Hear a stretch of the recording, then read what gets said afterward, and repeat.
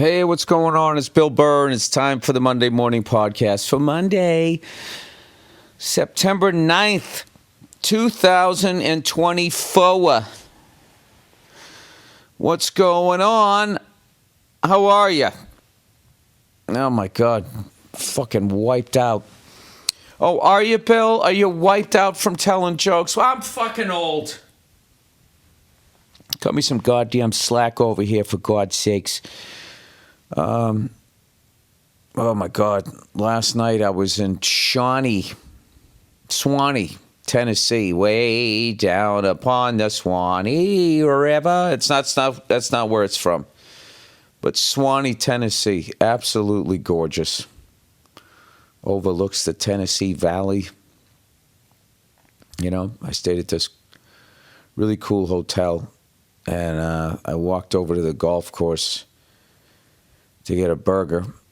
And, you know, the only game I could get, because I didn't realize they just automatically renew the NFL package on your phone.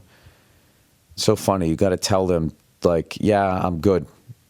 No more. They just automatically fucking renew it. Like Columbia Records and Tapes back in the day, that type of scam.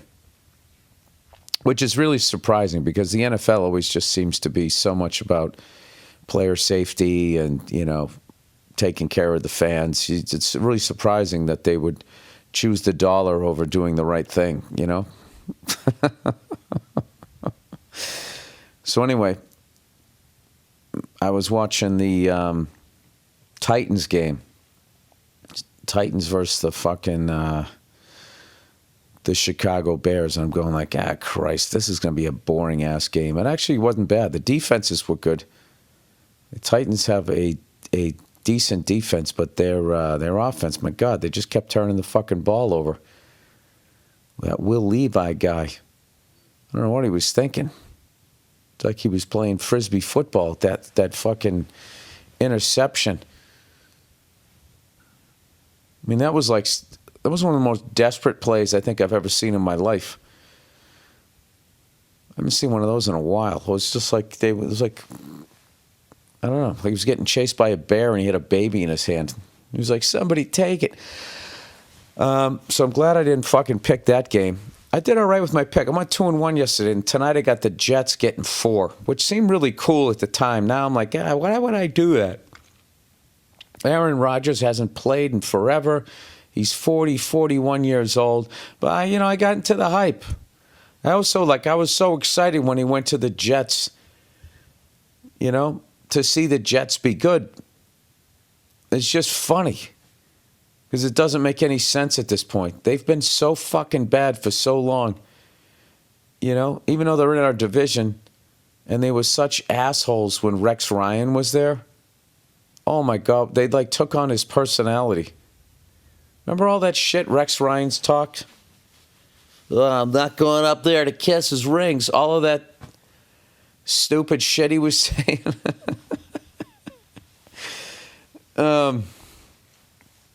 My favorite part of that era was when they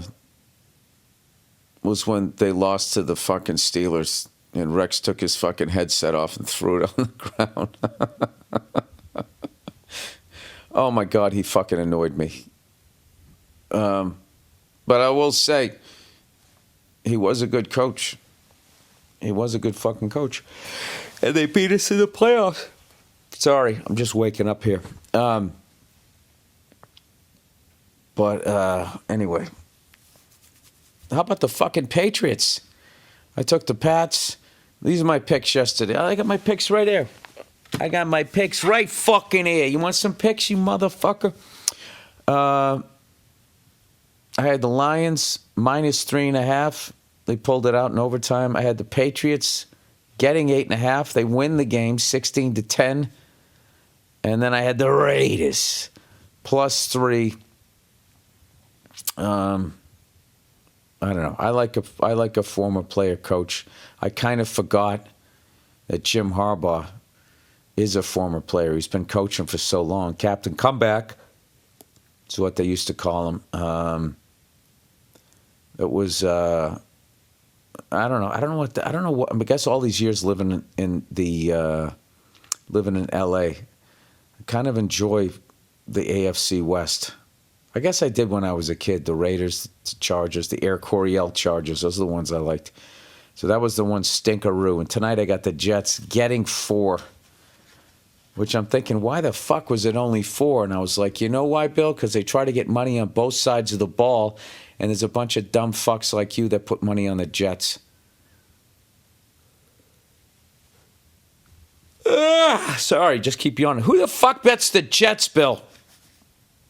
This has 2-2 written all over it.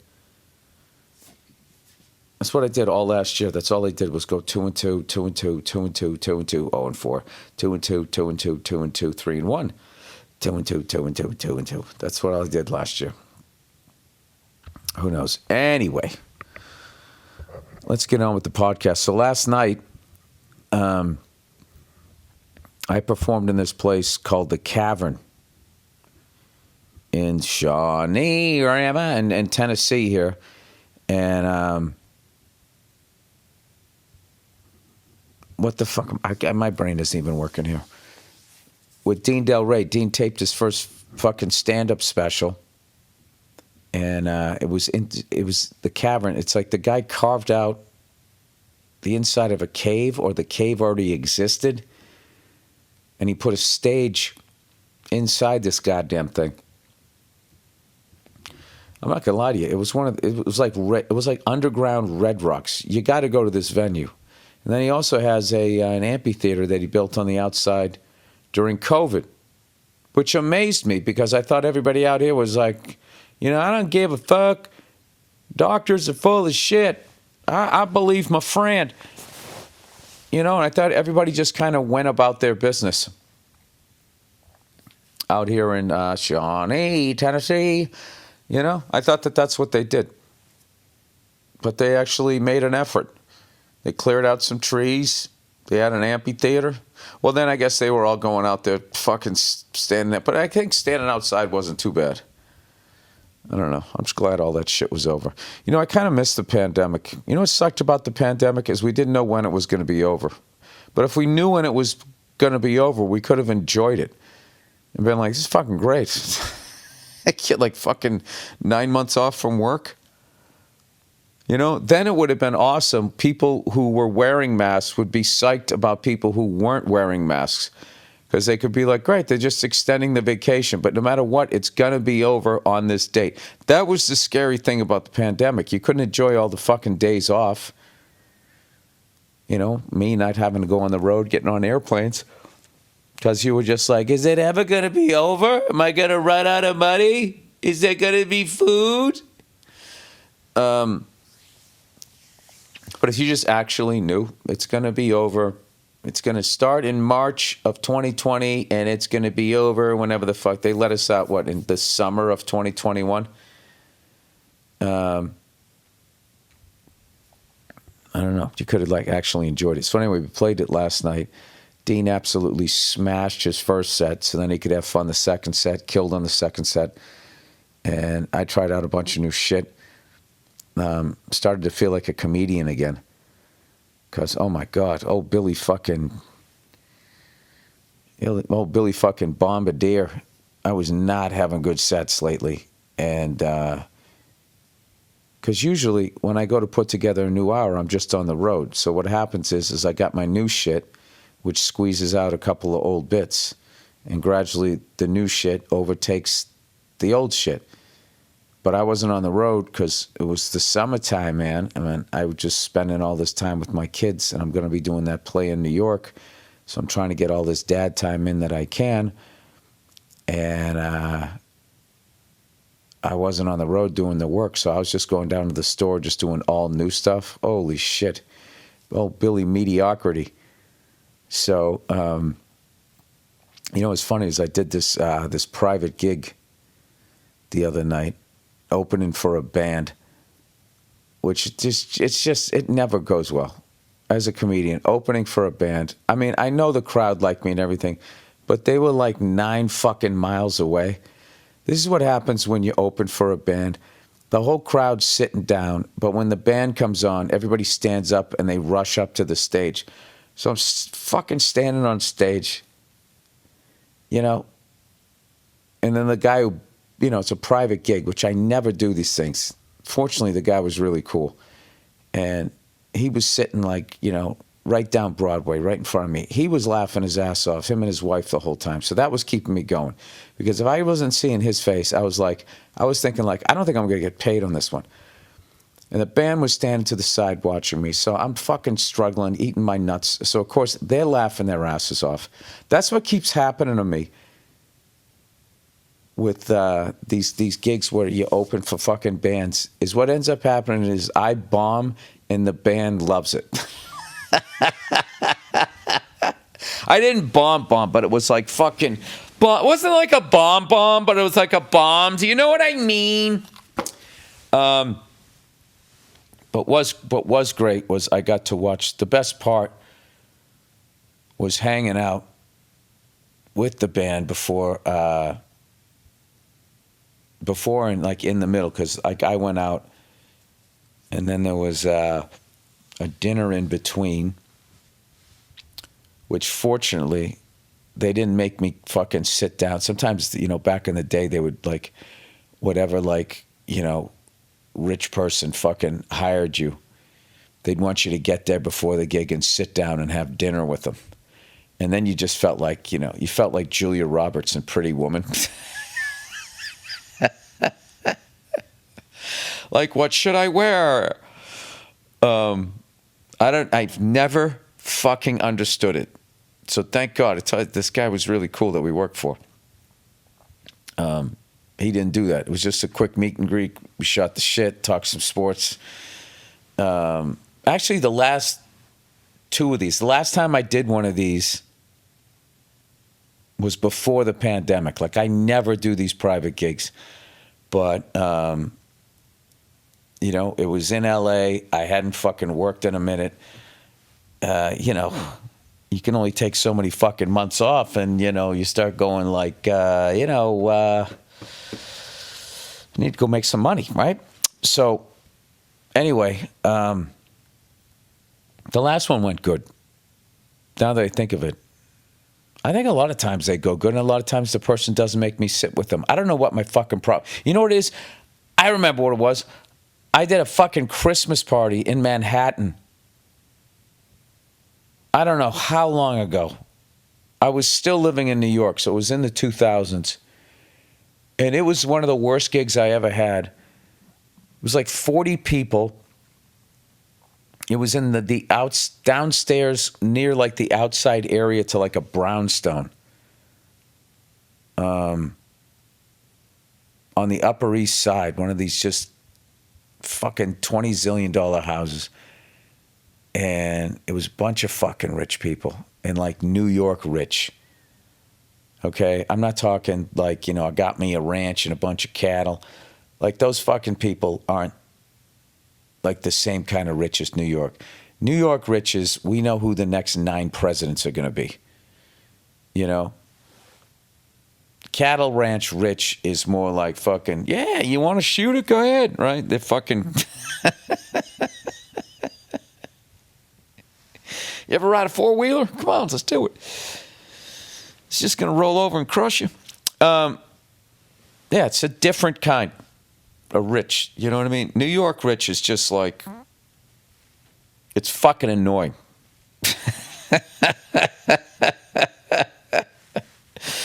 I don't know why. It just is. So anyway, yeah, there's something like fucking obnoxious. Like, I remember I told this story before, when the first time I moved to Manhattan, I moved to New York, right? And I went to a wedding like outside of New York of a friend of mine, obviously.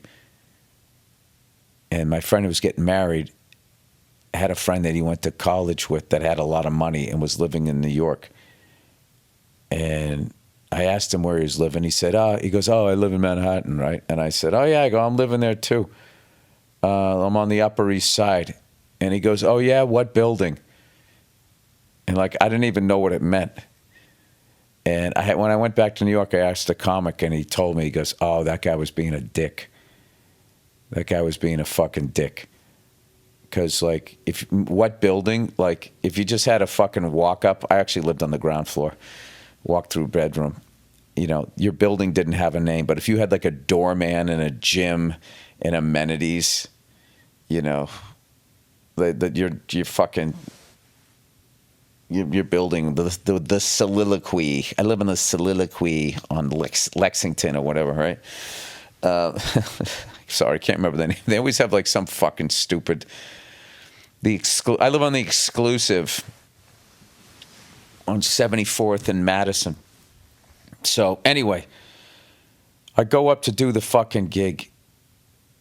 I don't know that anybody knew there was going to be a comedian. Nobody would look at me, which made me super defensive. And I was just up there like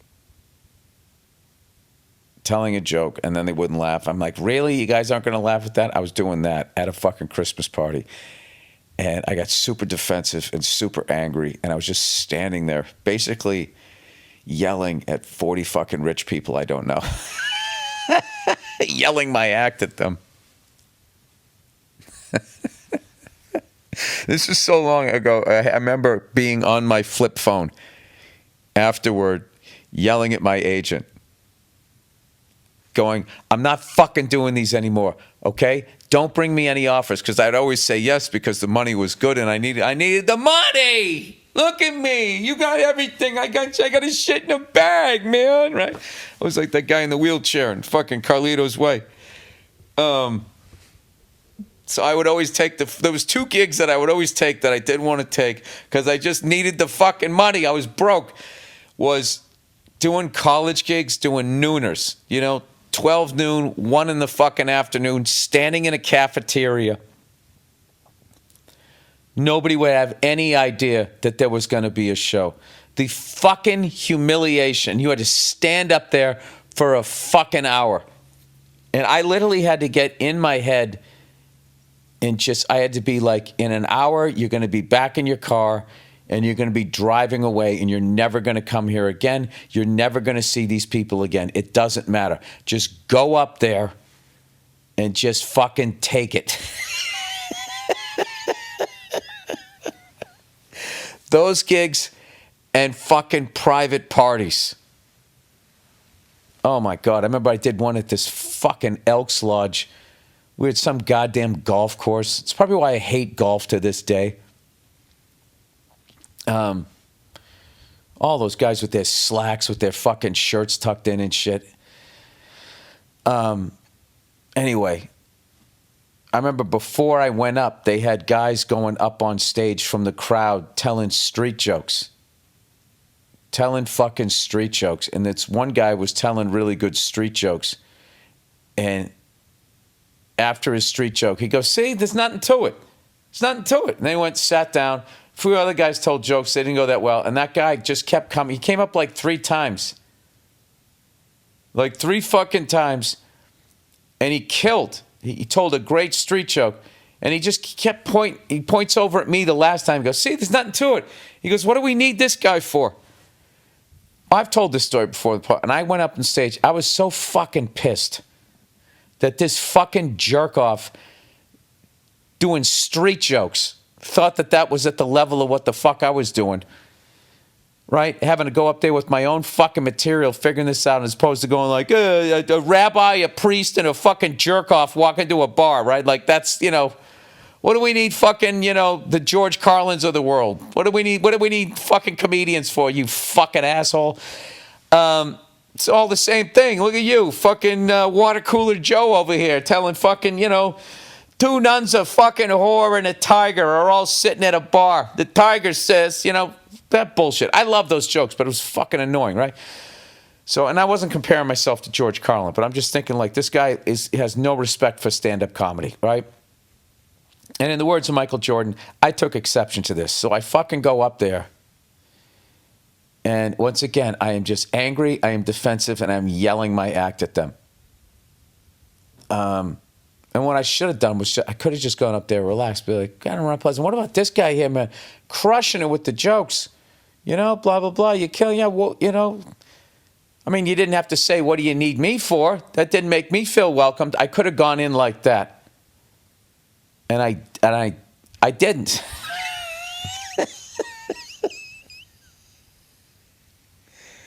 I went right up there. I shit on him for playing golf. I made this giant judgment that all of them were there because of some sort of blood money, and that they all were trust fund kids. I basically did to them what that one fucking guy did to stand-up comedy. One fucking guy, they all got punished. Instead of divide and conquering, I fucking put them all into one giant bag, put rocks in the bag, and dropped it off the bridge into the water. And, dude, I'm telling you, they were just staring at me. And at one point, I tell like my 90th fucking joke in like 3 minutes because you speed up your act when nobody's laughing. I finally just look at them. I go, Jesus Christ. You guys aren't laughing at anything. What the fuck is wrong with you? And this dude in the back goes, we're afraid of you.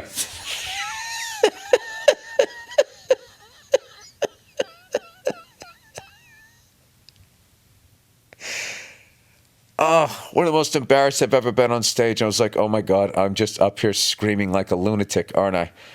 What am I doing? And then how do I get out of this? So then I dialed down and I tried to be nice, but it was too late because they already hated me.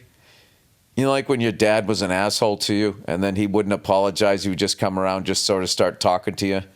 And you just kind of give him one-word answers. And it was his way of, and he would hang in there because he knew he was a dick. It was the closest you were going to get to an apology. I was doing the stand-up version of that. So anyway, I think I never think about those jokes, those gigs. But when I do a private gig, I think I have some sort of like PTSD from those fucking gigs. But I remember I left like a 4-minute message after that New York one. And I was yelling at my agent, going, I'm not like yelling at him, but yelling about the gig, going, I'm not fucking doing these anymore. All right? They always fucking suck. They had no fucking idea. I'm down there performing for the fucking Illuminati. Nobody's fucking listening to me. It's not worth it. I would rather go do a fucking funny bone and just be on the road for a fucking week than to go down there and fucking embarrass myself for 45 fucking minutes in the basement of fucking Woody Allen's goddamn fucking, I was flipping out because it was up near where Woody lived. And then my agent would be like, all right, I'm sorry. You're right. Sorry that happened, and blah, blah, blah, blah, blah. And then like 3 months would go by, and he'd be like, all right, I know you said you don't want to do these gigs.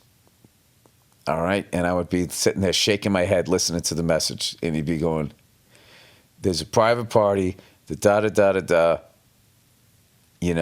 I made sure there's a stage, there's a microphone. Everybody's going to know there's a show and it pays, blah, blah, blah. And I'd be like, fuck, I got it. Someday I want to live in the exclusive on 74th and Madison. I don't want to be in a building that just has an address.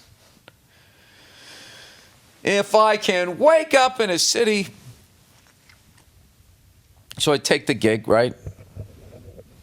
And that's how it was. And the same thing with my college agent. I was just like, dude, I'm not doing fucking nooners anymore. These college gigs are bad enough. I'm not fucking doing them. And then he used to always call me up. Billy, it's Scott calling. I have a gig for you. He's a Midwest guy. Fucking great guy. I know you said you don't want to do these nooners. And then he goes, but it's only a half hour away. You can double up that day. And you were making twice the money you were going to make. And I would be like, all right, I'll do it. And after a while, I kind of got used to doing nooners. I eventually learned to not go up there. And oh my God, like you guys don't even understand how fucking angry I was. You think you do. You watch my stand-up specials. You have no fucking idea. Like you watch my specials, you watch my clips on fucking TV. Just know that those were shows that were going well.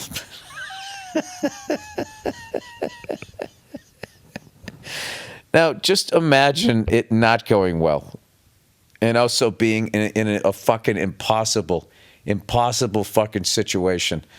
One impossible fucking situation after another. That's what basically being a stand-up comedian was on the way up. I don't know what it is now. I'm sure there's still a lot of that, but like performers have way more control. They can promote themselves and stuff, so it's a good thing. Last night at that cavern, I ran one of the club owners that I know is down there, and we were like talking about the old days, and I was saying like, yeah, I didn't realize this was so, far outside of Nashville. I would have swung by, maybe done a late night spot at your club, and I was like, and I was telling him, I was looking at like the lineup, and nobody does like a week anymore. Like that doesn't happen anymore. Like you used to do like Tuesday through Sunday, 2 Friday, 3 Saturday, or Wednesday through Sunday or whatever. That's how it was. And it's just everybody comes in. It's like everybody's a special event now. You're just doing like one night. And he's been able to adjust how it was. And was just talking about like the old days, how it used to be. Like if you looked at a comedy club's schedule for the month, they had 4 headliners, 4 weeks, 4 headliners, and you'd just be in there. And I remember everybody was like, occasionally there would be a bigger comic. Occasionally. And they would only be there Friday, Saturday. And they would do 4 shows. If they had like their own sitcom. And they would fly out after their taping. I don't know how they would do it. Maybe they would just do Saturday, Sunday, and they would fly back for the table read on Monday. But anyway, the whole landscape has changed. I feel, I don't know, for the better. I don't know how good it's been for the comedy clubs because everybody seems to blow up and play theaters and arenas like. It's just kind of a different thing. But anyway, how about those fucking Patriots? I watched some highlights. I didn't see the game. I was down here outside of Nashville. But we haven't been 1-0 since Cam Newton was our quarterback, which seems like 9 years ago. So, I don't know. It's a fucking good thing. The Buffalo Bills won and the Miami Dolphins won. So we have an undefeated division at this point. Who knows? Maybe the 49ers are a little hungover. Such a stupid bet. Why the fuck did I take the Jets? 49ers blew it in the fucking Super Bowl last year. They fucking blew it. They're pissed. They're coming on like this year we're going to finish the job. They're going to go into that. And the Jets are the Jets. But Aaron Rodgers, man, just he loves going into the other team's fucking stadium and sending people to the exits and making kids cry and shit. So maybe that'll happen. I don't fucking know. All right, with that, let's do a little, what do you call there? We'll do a read here for the week. Oh, Billy went down memory trail there. Memory trail? Is that even a thing? I don't even know. All right. One phone. Oh, we have a new advertiser. One phone, everybody. One of the most common mistakes business owners make is using their personal devices for business. But you can't be limited to just your cell phone and notes app to get your work done. Why is it bad to use your fucking own phone? With Open Phone. Is it Open Phone or One Phone? I think it's Open Phone. With Open Phone, you can stay connected with AI features. Help keep your business on track. Open Phone is the #1 business phone system made for modern businesses. They empower your businesses to succeed by streamlining client communication and fostering teamwork with a diverse set of features. Wow, they got foster care, they have diversity, all in that, and neither one was talking about kids. Fostering, we're saving kids. Teamwork, fostering teamwork with a diverse set of features.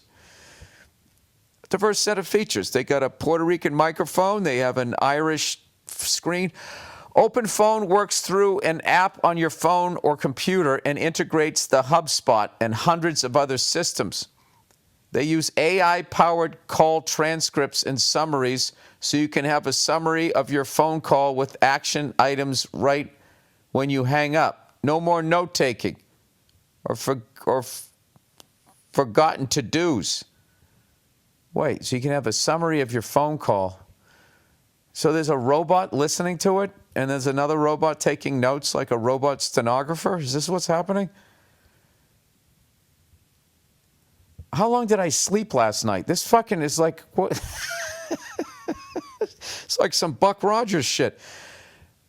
Businesses love open phone because it's easy to manage, collaborative, customizable, and flexible to meet all your business needs. Open phone. How's your phone? You know, it's pretty open. Is rated the #1 business phone for customer satisfaction with over 1,700 reviews and voted best in usability, easiest setup, most implementable, and easiest administration. Well, if you're planning on killing your wife, make sure you're using the right part of your phone because some robot's going to be typing down everything you said. Right now, Open Phone. How is your phone? It's pretty open. It's offering 20% off your first 6 months when you go to openphone.com/Burr. That's OPENPHONE.com. It's amazing how many are the exact same letters as Mississippi. /Burr for 20% off 6 months. That's Open Phone. Why the fuck does it keep doing that? Every time I go to scroll up, it fucking goes all the way to the top. Or scroll down, I mean. That's openphone.com/Burr. And if you have existing numbers with another service, Open Phone will port them over at no extra charge. Oh, wow.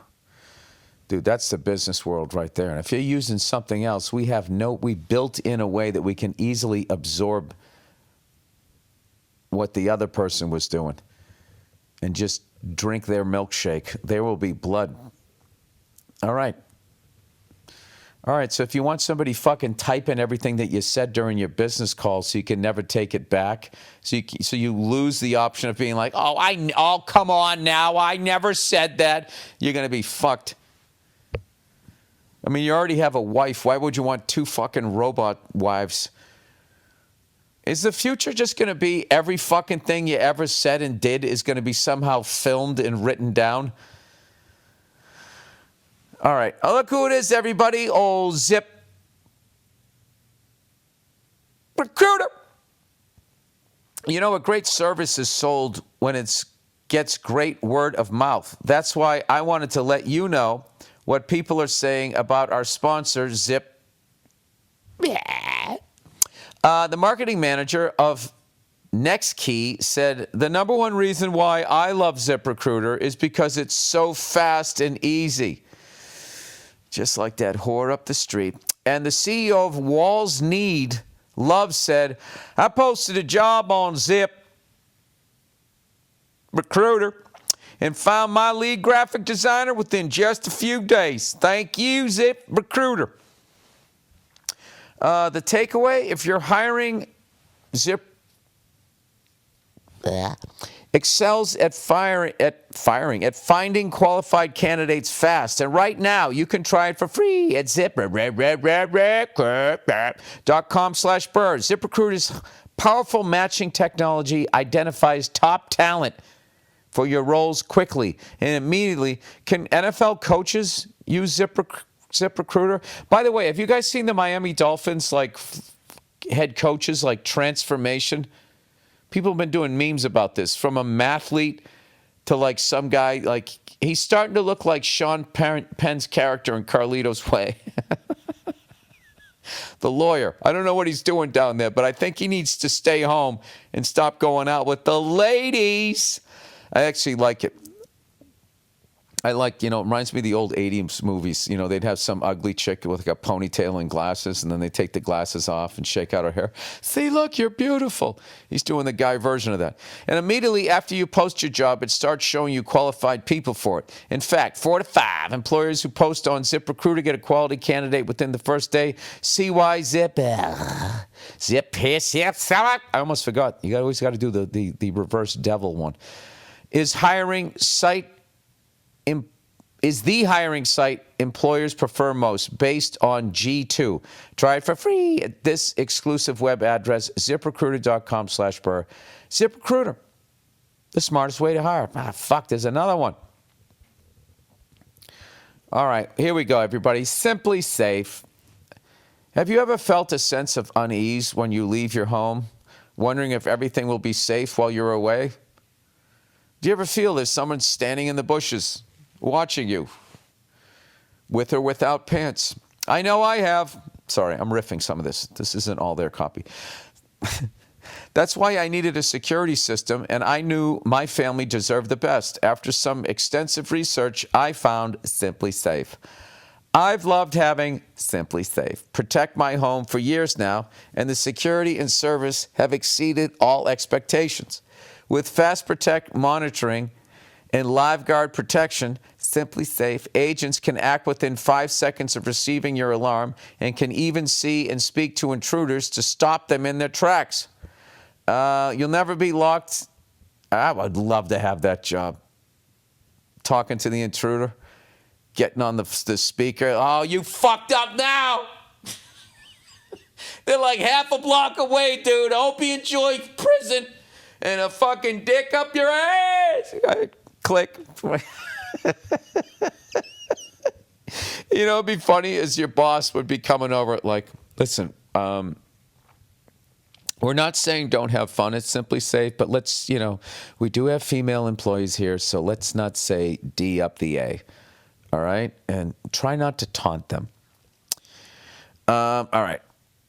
I've loved having Simply Safe protect my home for years now, and the security and service have exceeded all expectation. With Fast Protect monitoring and Live Guard protection, Simply Safe agents can act within 5 seconds of receiving your alarm and can even see and okay, I already read this shit.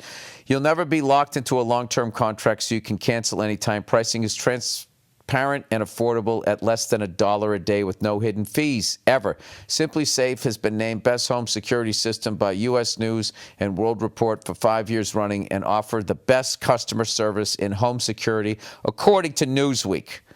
I love how they always have that clarification. We're fucking unreal, at least, that's what Newsweek says. It's easy to install and activate your Simply Safe system in less than an hour, or choose professional installation to have a pro do it for you. Protect your home with 50% off a new Simply Safe system, plus a free indoor security camera. When you sign up for Fast Protect monitoring, just visit simplysafe.com/Burr. That's SIMPLISAFE.com/Burr. There's no safe like Simply Safe. I did have one sad thing happen on the way over to the cavern, and I took a video of it, but there's no happy resolution. We were driving over to the cavern in Swanee, Tennessee, and we see these 3 deer like bouncing across the field like Pepe Le Pew back in the day on Bugs Bunny, when he was just nonstop sexually harassing that fucking cat. So anyways, there's the mother and then the 2 does. No, doe, a deer, a female. Okay, a doe is a female. A buck, a doe, a fawn. Look at that. Fucking pulled that out of 3rd grade. 2 fawns. A doe and 2 fawns. And they're going across this field. Doing, doing, doing, right? They come to a fence and the mother just clears it. No fucking problem, right? And then, like Vince Carter, right? Just effortless. Right up and over. And then she bounces into the woods, and then the 2 fawns come up, and they can't clear the fence. And then they're kind of running to the right and running to the left and trying to, like, dive through the wires. And I'm waiting. We're just sitting there waiting for the mother to come back, and she did not come back, at least for a couple of minutes. I don't know what she was doing, standing there. Maybe she heard the car, so we drove away. I assume she came back. I wanted to go help the fawns out. But like, I was worried that if I went over there, that the mother was going to come out and start kicking the shit out of me with her hooves there. And then I was also concerned that if I was, you can't touch the deer because then then they smell like you and then they abandon them. This is just shit I've learned with people who wear camouflage. And then it's like, it's not like it's a fucking dog. It's probably going to run away from me. I have a show to do. And then also everybody's always like going, you can't interfere with nature. And that's what they would say there. You can't interfere with nature. It's like, well, there's a man-made fence that separated them. So man already did interfere. And then other people say, well, people are part of nature. What it really is you can't interrupt a predator from getting a meal. As far as I know. You're not allowed to do that. Although I would say if something was getting eaten alive by a Komodo dragon and I had a gun, I would maybe like fucking whoever was getting eaten, I'd give it a fucking kill shot to the head. Hopefully I hit it. It's unreal. But God is a loving God and he created this earth.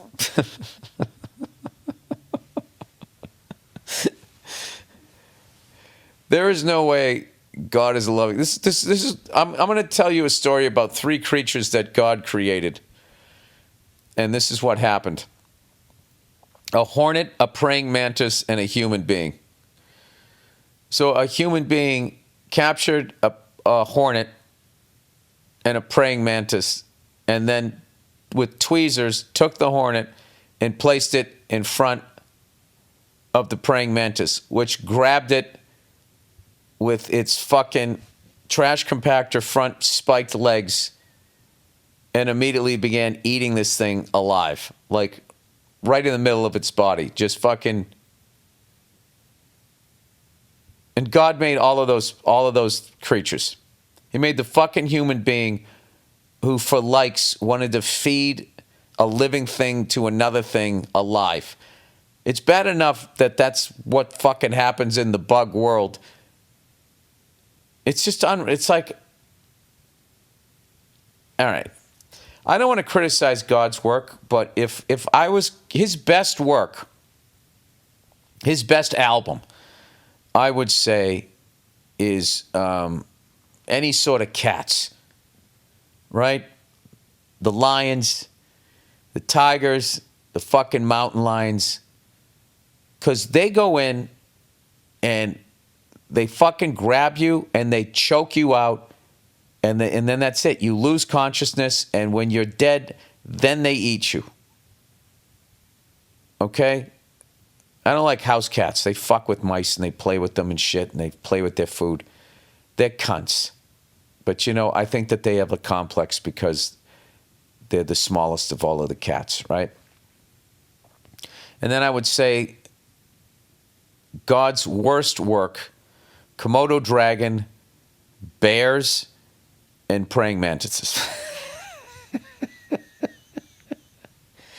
There's just no fucking reason to have prey's death be that fucking painful and fucking agonizing. And what kind of a fucking human being feeds another fucking like live animal, insect or whatever, to another one and just does it just so they can film it and watch the thing's fucking death? I mean, that's literally, you've begun your march towards being, you're basically saying that if you had some sort of charisma and an army, that you would be like Ivan the Terrible, sticking people on spikes.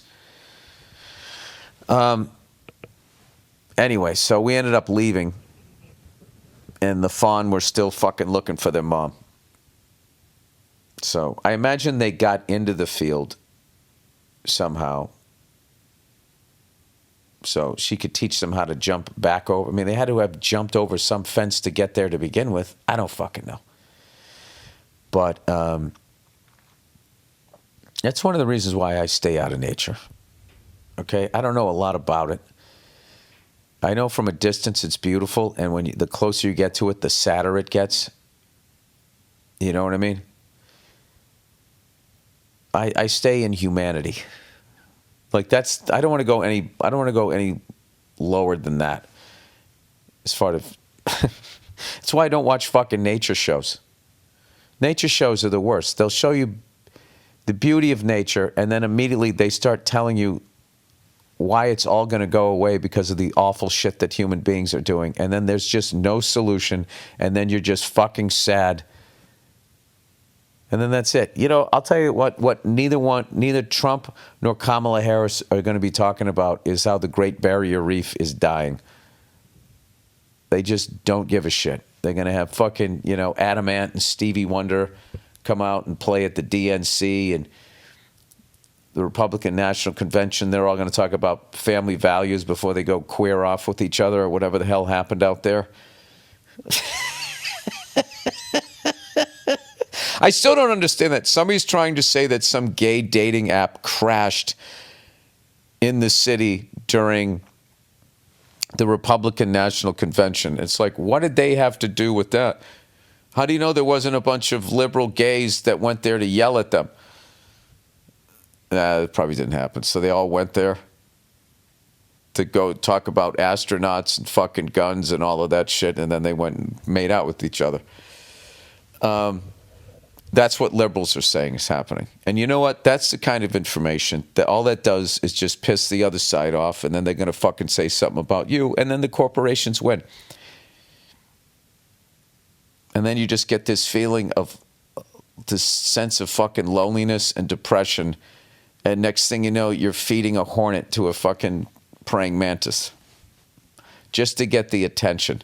Just for the comments, for people, and that'd be like, how could you fucking do that, you fucking piece of shit, and blah, blah, blah, blah, blah. I am kind of fascinated, though, like reading like comments and stuff, and like just how dumb, the level of dumb. Maybe it's the AI robots that are actually writing most of the comments. But I do like how people deliberately put something on social media to piss people off. And then when somebody does get pissed off and the person can't defend what they did, they just go, oh, a lot of so-and-so's getting triggered in here.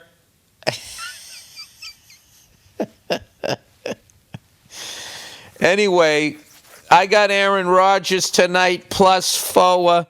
How about that? I hope your team's won. This is what I do every year because I don't know anybody in sports anymore because now I got kids and I'm fucking busy as shit. By the way, my son has added the backpack to the whole Angus impression that he does. He puts on his backpack from school and it's always empty because we took out, all his stuff from school, his lunch and his sweatshirt and everything. And he always fills it up with toys. He puts it on, and I'll have like Jailbreak on pause. And he gets his guitar, and that's my favorite one he does now. He does Jailbreak, and the best part is during the breakdown when it's going like, heartbeats, they were racing, freedom, he was chasing. And my son just sits there staring at the TV. And they go, spotlights, and Angus does all that crazy shit with his guitar. And he imitates it. And then he stops. Sirens. And he fucking beats the shit. He's slapping on the strings now. He understands that that's where you get the sound. Rifles. Firing. But he made it out. And he sits there and he closes his eyes. And then Bon Scott goes, with a bullet in his back. And then he starts doing the fucking Chuck Berry, duck walk across the living room. It's fucking unbelievable. And I take a video every time. And I hope this just isn't a phase. I hope he goes on to actually learn how to play and shit, which I think he's gonna, because I've been playing a ton of guitar now because he's always doing that. We get out to the garage to play drums. He still likes doing that, but he's really into the guitar right now. And I don't know. I think he really just feels music. So I'm thinking like, it would be amazing if he like learned the solos and I played the Malcolm part, we could just fucking be playing AC/DC, be fucking unreal. You know, for that little window of his life before he meets kids his own age and starts jamming with them. Because I told you, that's the game plan. The game plan is he learns, my daughter learns, right? She plays drums, right? And I jam with them. They see how fun that is. And then as their friends who play starts coming over, Dad, I do the Homer Simpson, the back into the bushes. And I just leave and I'm like, then I'll feel like I did my job. You know? I'm an old dad, obviously, so I feel like I'm like analog dad. I'm teaching him how to play baseball. You know, I told you my truck shifts 3 on the column. I'm going to teach both of them how to drive a fucking stick, how to change the oil, tie knots, just all that old shit, old school shit, because I know they're going to learn all this other stuff, downloading apps and all of that shit, but like, you never know. Dude, that's the level of fucking nerd I am. I've been clicking on those things, so my algorithm is now sending me all of these fucking just amazing knots. My favorite knots are the ones that they make where it totally holds, but then you can just pull one thing and it all comes apart easily. It's fucking amazing. And I just sit there. Every time somebody does one of these knots, I just think, who the fuck figured that out? You know what I mean? How the fuck did you figure that out?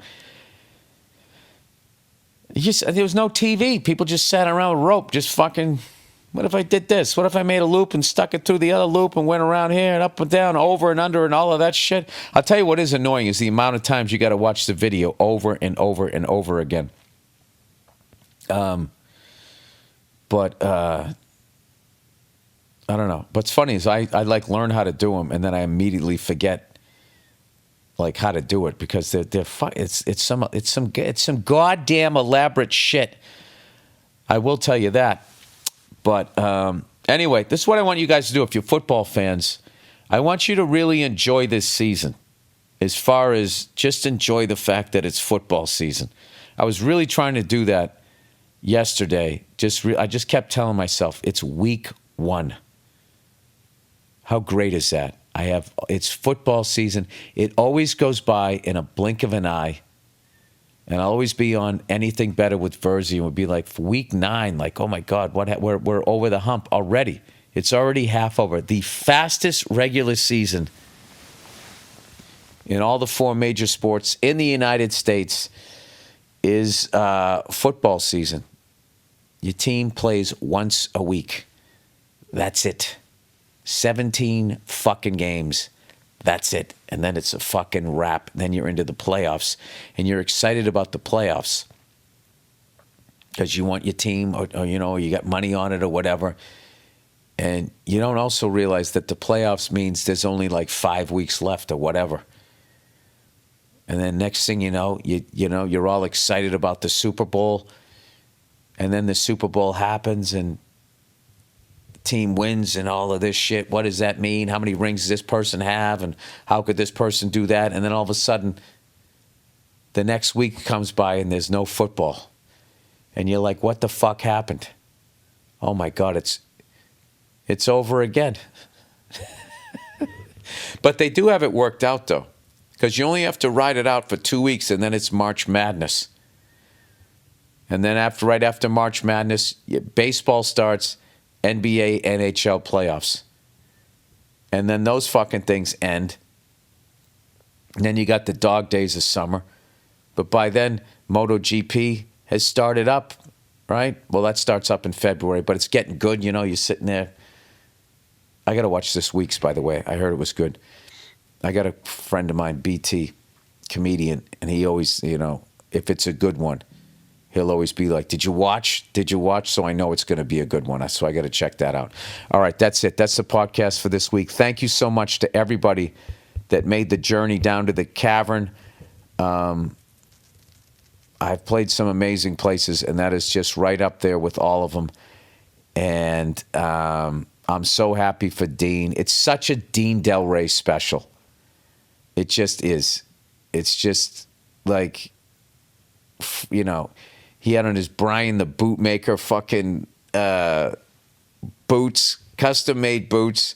Brian the Bootmaker was in the fucking crowd. He had his fucking his glad like Dean. Dean just has, he doesn't have a lot of stuff, but everything he has is top of the fucking line. He picks the fucking coolest venue that no comedians even knew about. And of course he found out through like musicians and all of that stuff. And then he went, I was so proud of him.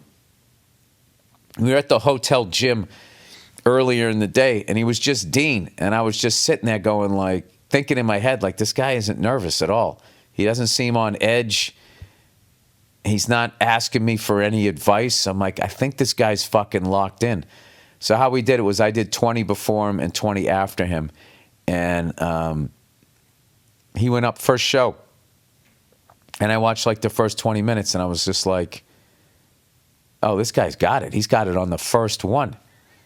And I went outside the cave because I had to FaceTime my kiddos. And I came back in and he was rapping. I could just see it on his face when he got off stage. It's funny when you have your first special or whatever, you come off stage and if it went really well like it did with Dean, you have like this goofy dopamine smile on your face. And he had that look. And I was like, all right, that's fucking great. So the rest of the set went awesome too. And then he was just totally loose and having a great time on the second one. So proud of him. And I can't wait for them, Marcus, to edit it and get that thing out there. All right. So that's it, people. That is the podcast.